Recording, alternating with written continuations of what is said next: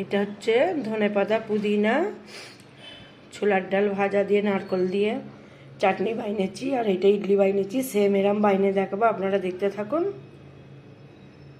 আসসালামু আলাইকুম। তো এটা সুজি আমি ভিজিয়ে দিয়ে রেখেছিলাম 1 ঘন্টা হলো। তো এখানে দিয়ে দিচ্ছি নুন। তো এই যে গাজর কুচি দিয়ে দিচ্ছি।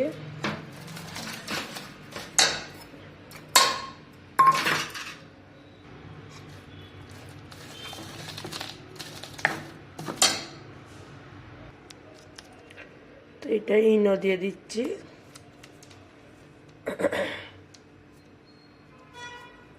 ইনোটা দিলে সুজিটা ভালো ফোলে।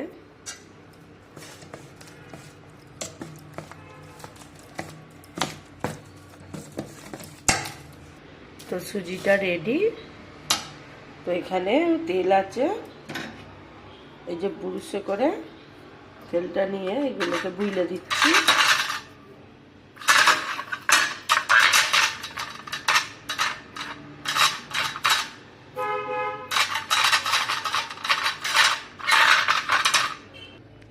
তো সুজিগুলো এরকম করে দেওয়া হয়ে গেছে। তো আর একটাই দেব।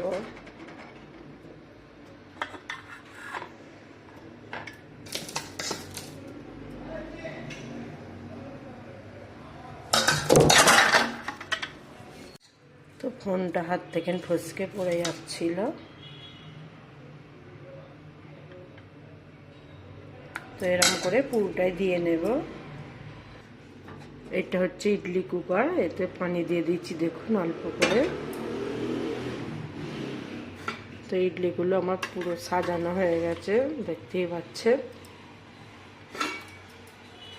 এটা ঢাকা দিয়ে দেবো।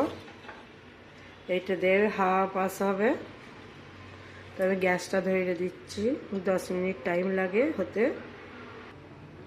ইডলির চাটনি বানানোর জন্য সর্বপ্রথম আমি নারকেল দিয়ে দিচ্ছি।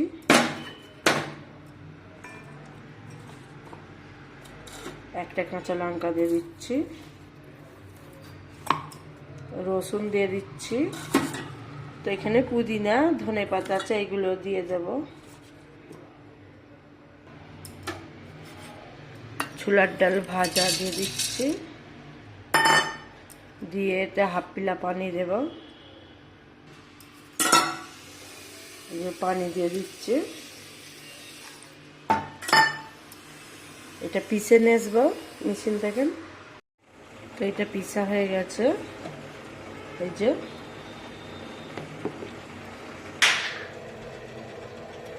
তো সাদা তেল দিয়ে দিচ্ছি ফোড়ন দেওয়ার লেগে। তেল গরম হয়ে গেছে।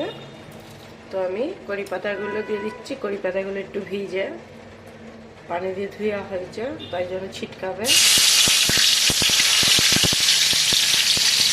এই যে সরষে দিয়ে দিচ্ছি।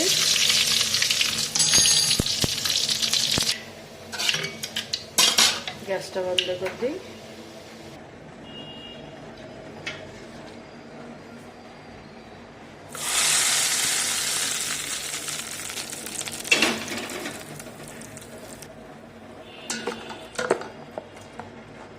একটু নুন দিতে হবে।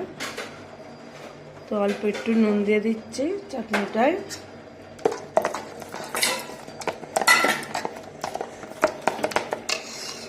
তো দেখি ইডলিটা হয়ে গেছে কি।